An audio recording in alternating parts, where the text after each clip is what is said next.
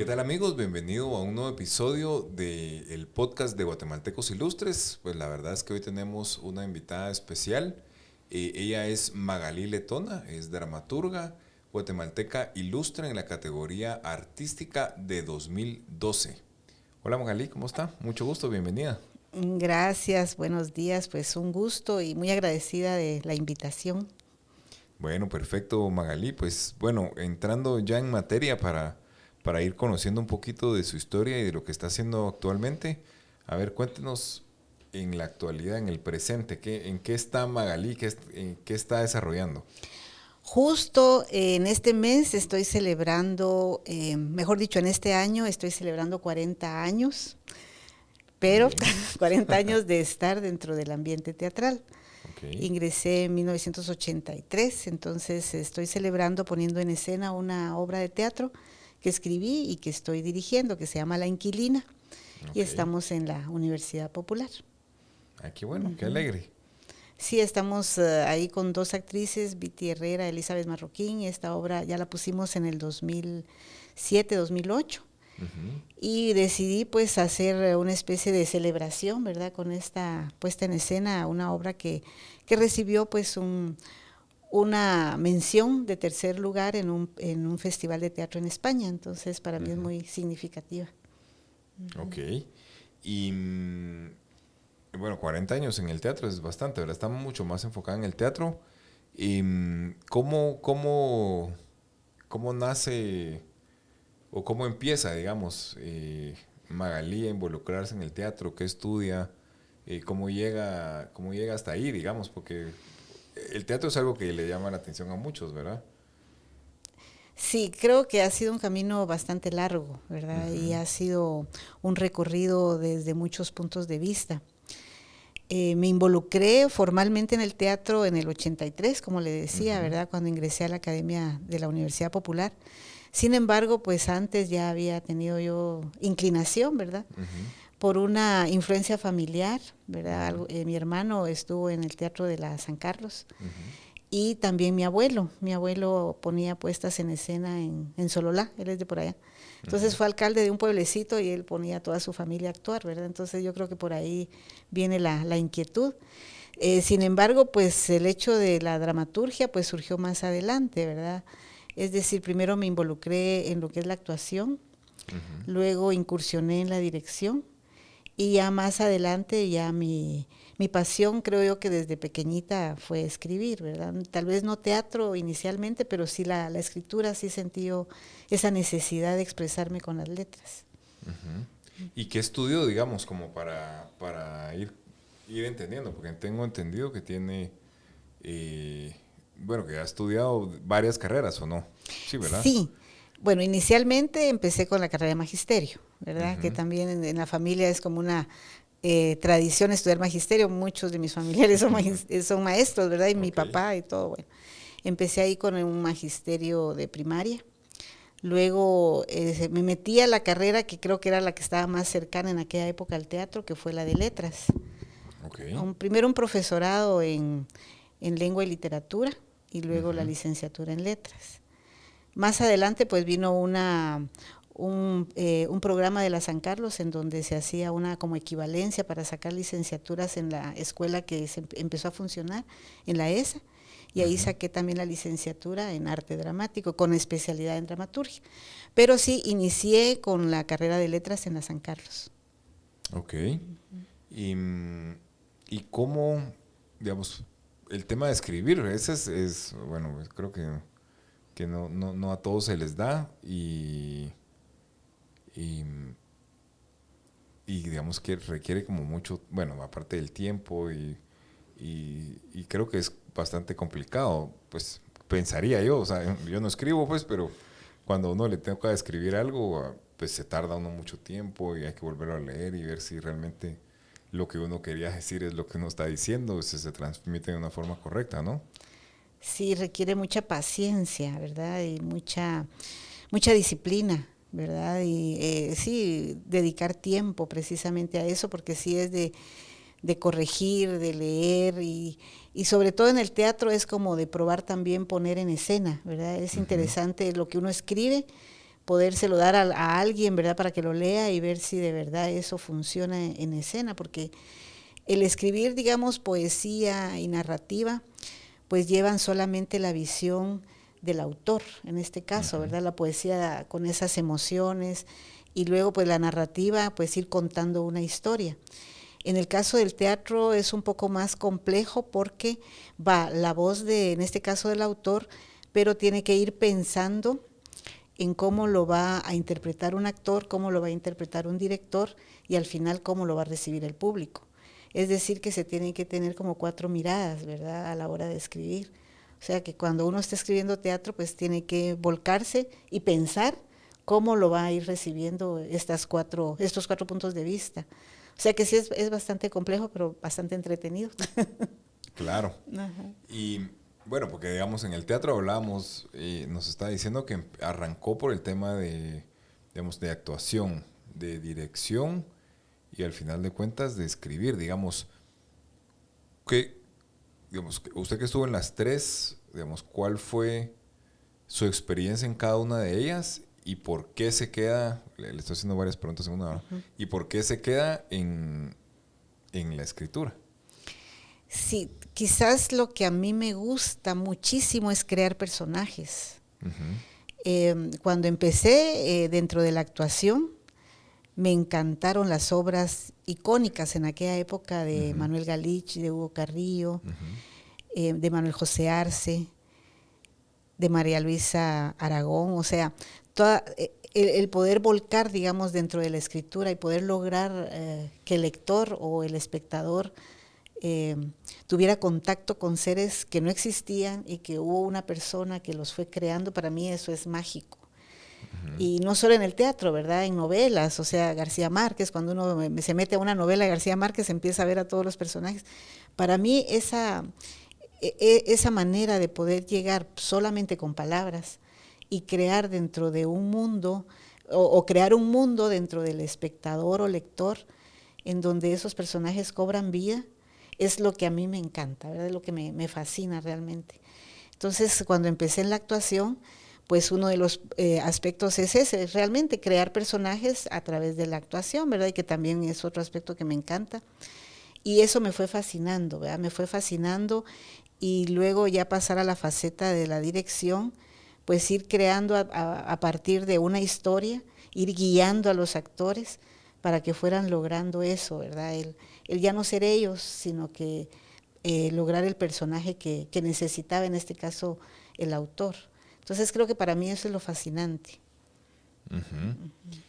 Interesante. Bueno, me llama muchísimo la atención el tema de los personajes, ¿verdad? Porque a veces uno ve los personajes, los conoce, se enamora de personajes o se ríe de un personaje que tiene una personalidad particular. Y digamos, al crear el personaje, digamos, ¿cuáles son como los puntos importantes, digamos, o qué debería decir yo? Bueno, voy a hacer este personaje, pero no debo de pasar por alto este punto, ¿verdad?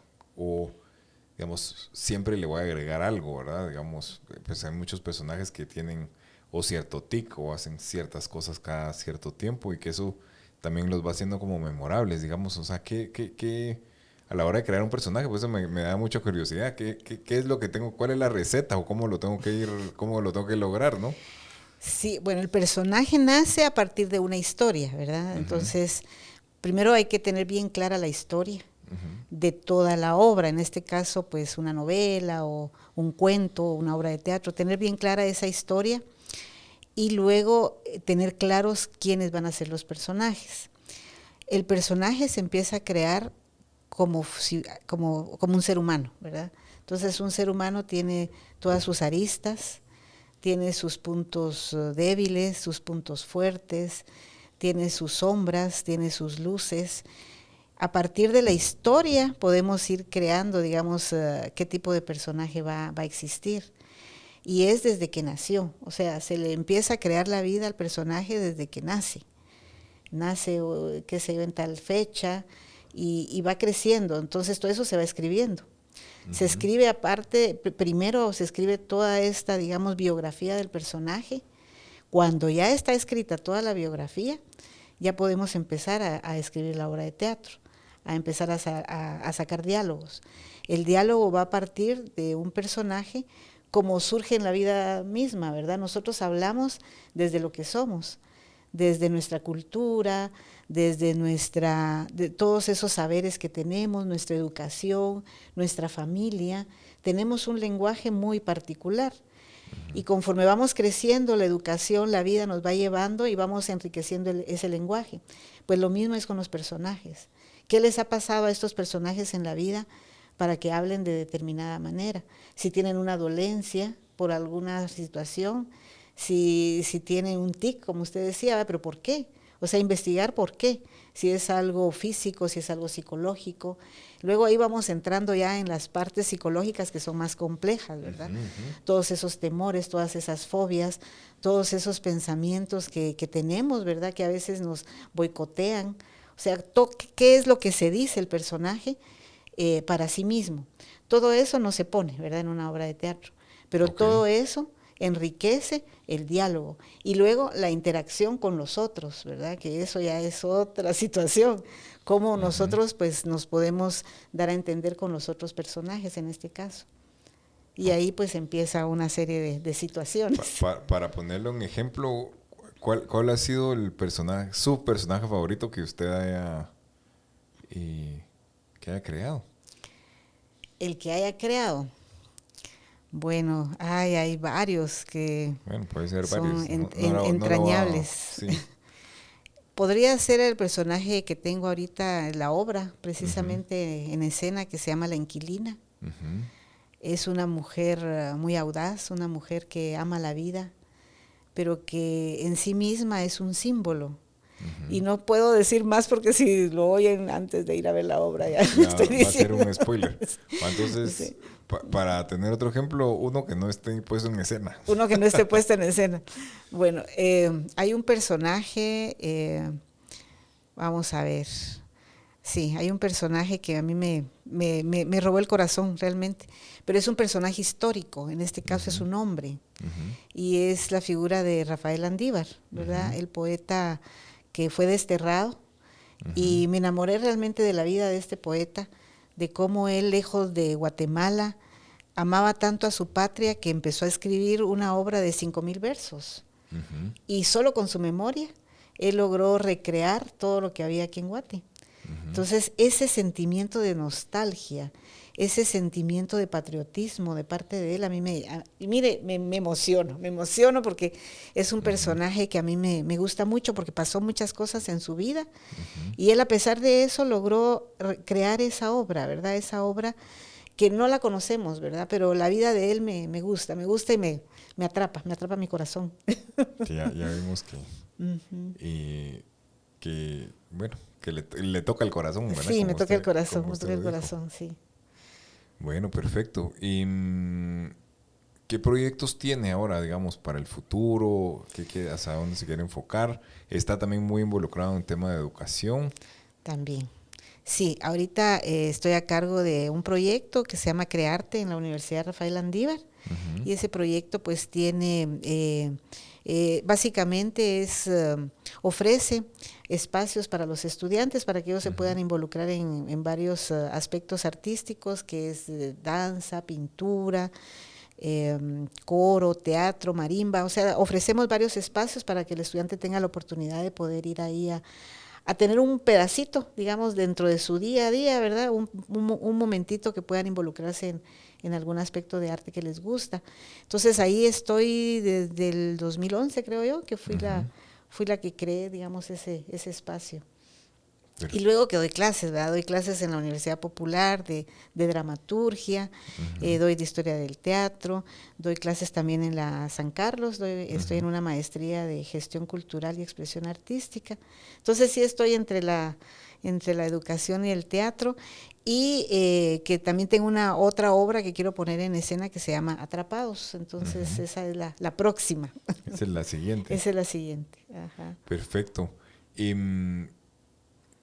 ¿Cómo podemos hacer, digamos, hemos tenido ya varios artistas que vienen acá y siempre les pregunto lo mismo y es un poquito, digamos, bueno, lo voy a hacer la primera porque creo que son dos vías, digamos. Una, yo tengo alguna inclinación para las artes, me gusta, eh, tengo esa vocación, digamos, ¿cuál sería un buen camino, digamos, para elegir, para poder involucrarme? Digamos, ¿cuál sería un buen camino para alguien que se quiere involucrar en el tema de las artes? Sí, buscar espacios, ¿verdad? Hay varias academias. Uh-huh. Yo creo que lo primerito es probar, ¿verdad? Probar. A veces uno dice, me gusta tal cosa, pero ya cuando lo pruebo realmente, cuando me involucro, ya tal vez no es eso lo que me gusta, pero tal vez Uh-huh. puede ser otra cosa. Muchos no nos animamos porque decimos, no, yo no tengo talento para nada. Uh-huh. Y eso no es así, o sea, cada quien tiene talento para algo. Entonces, acercarse a las academias. Hay muchas academias de arte en Guatemala y de todo, de música, de pintura, de danza, de teatro. Entonces, que Uh-huh. se acerquen, que no le tengan ese temor. Si hay esa chispita ahí en el corazón que uno dice, pues a mí me gustaría, ¿verdad?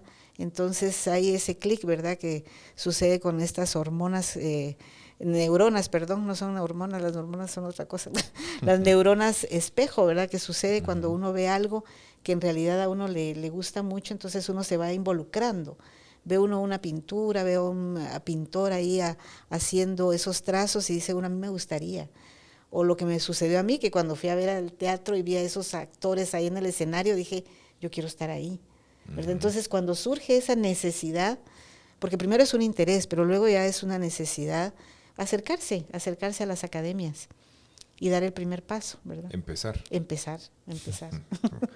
Siempre hay que empezar por el Siempre principio, hay que ¿verdad? pensar por el principio, justo. Y ahora, si yo soy papá y si veo que mi hijo tiene, que le gusta algo y que yo lo quisiera involucrar, digamos, eh, bueno, creo que me va a responder lo mismo, pero igual se lo voy a volver a preguntar, ¿verdad? ¿Cuál sería el camino para, para poder llevar al niño a poder explotar si tuviera algún talento, ¿no?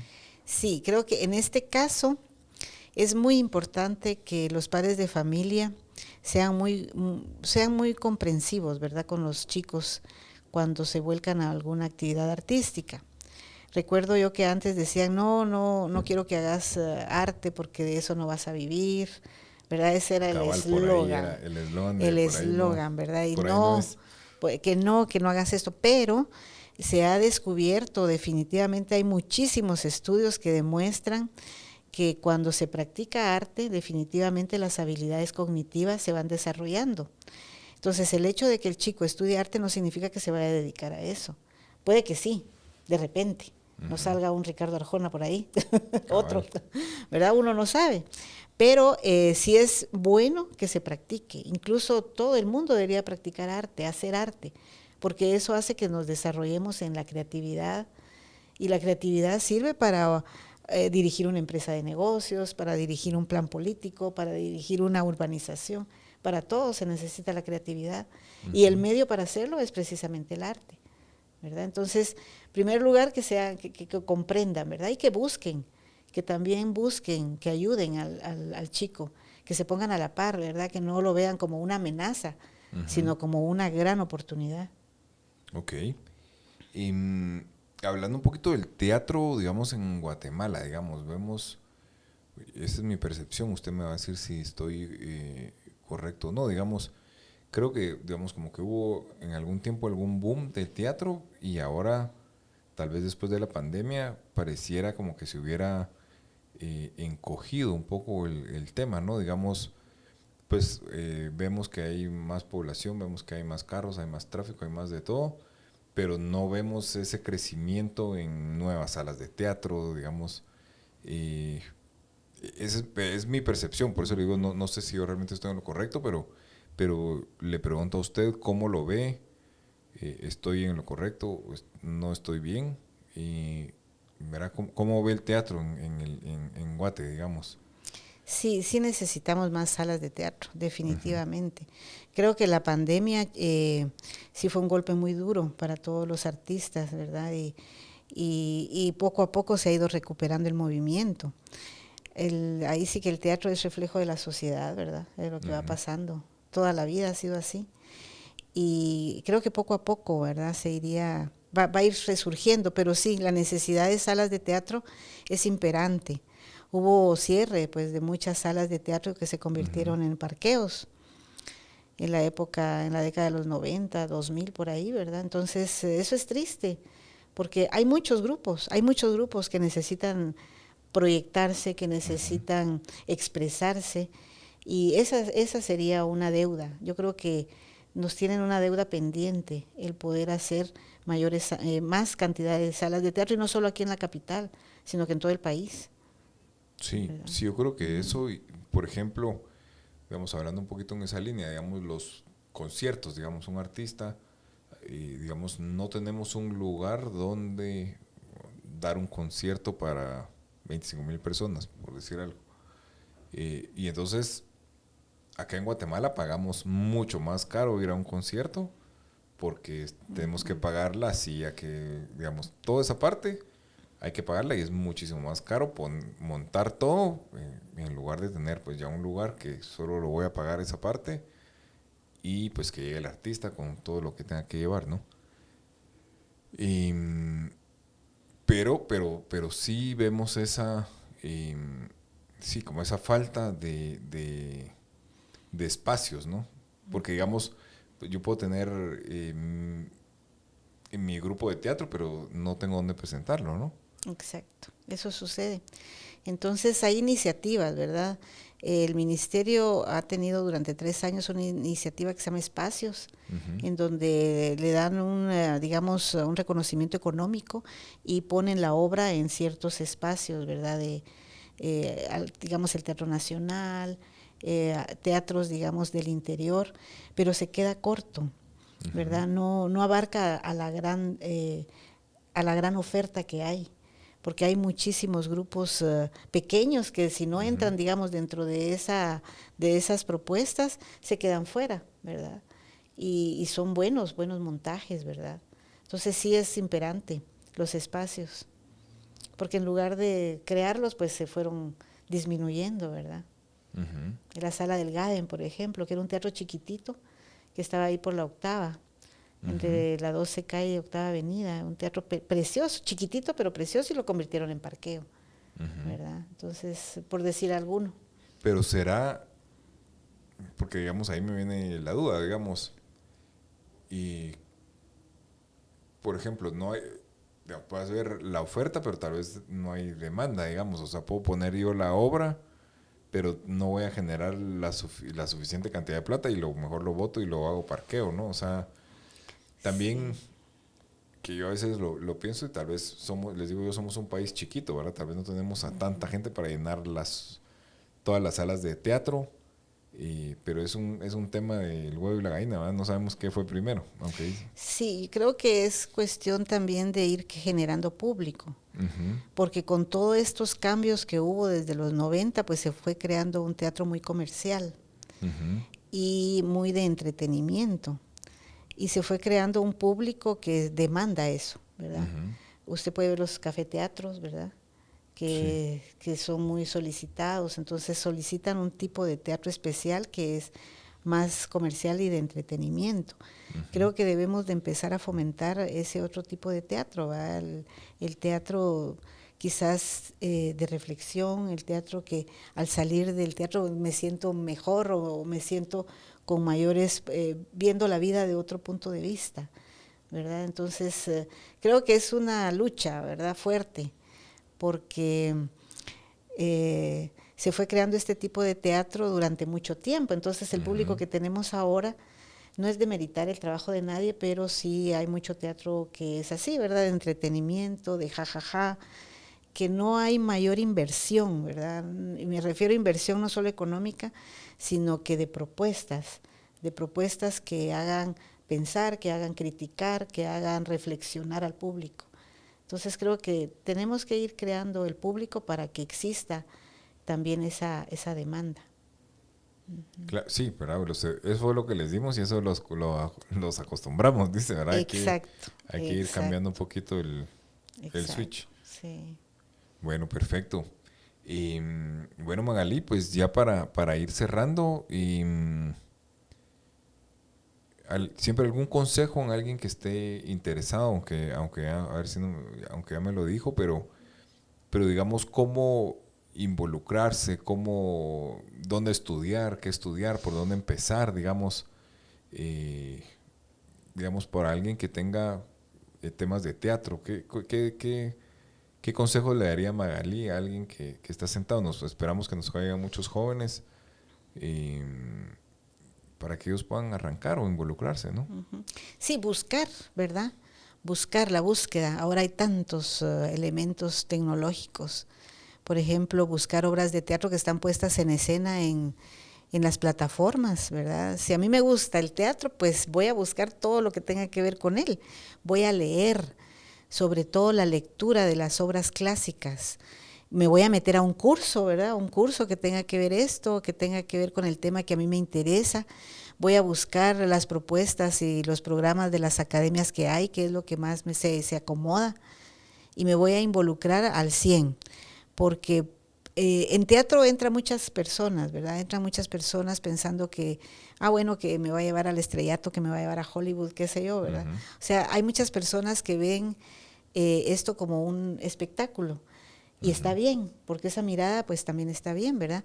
Pero el teatro va más allá, el teatro es más una disciplina, es un compromiso con uno mismo y con el ser humano, desde el punto de vista de que el teatro es como que si uno fuera un vocero, ¿verdad? Un vocero de la humanidad, y uno va a ir observando cómo la humanidad va cambiando, cómo la humanidad se va transformando, y el teatro va a ser el espejo, el reflejo, y eso nos va a ir dando cuenta de cómo estamos como seres humanos. Entonces es un compromiso, ¿verdad? Y es como casarse, creo yo, casarse con una profesión, ¿verdad? Y es así con todas las artes, ¿verdad? El pintor que se obsesiona con sus pinturas y que está buscando nuevas maneras de hacerlo, es lo mismo, ¿verdad?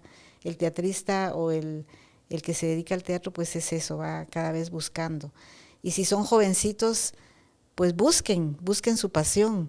Si se les inflama el pecho y el corazón y se emocionan muchísimo por hacerlo, pues por ahí van, ¿verdad? Bueno, perfecto. Inspiradoras palabras, Magalí. Y bueno, pues agradecerle, ¿verdad? El podcast lo realizamos porque queremos dar a conocer las historias de estos guatemaltecos ilustres, pero con más tiempo, ¿verdad? Regularmente, pues, las tenemos escritas, en algunas tenemos algunos videos, pero tenemos este espacio donde, pues, podemos contar la historia más detenidamente. Y ¿algo más que quisiera agregar, Magalí? Bueno, pues agradecerles el espacio, porque en realidad estos momentos pues también lo hacen a uno reflexionar, ¿verdad? Y no perder el norte, tener los pies bien puestos sobre la tierra, pero mirar hacia las estrellas. Entonces, muchas gracias por el espacio, por el esfuerzo, por el programa, porque les digo que cuando en el 2012, que a mí me galardonaron con esto, pues fue un compromiso y una responsabilidad, ¿verdad? Entonces dice uno, bueno, está bien, vamos por el camino correcto y vamos a impulsar a más gente. De eso se trata. Bueno, Magalí, muchísimas gracias. La idea de este podcast es poder inspirar a otros guatemaltecos con historias como la suya. Así que muchísimas gracias por estar con nosotros. Y a ustedes, amigos, pues muchísimas gracias por acompañarnos en un nuevo episodio de Guatemaltecos Ilustres, y nos vemos en el próximo episodio.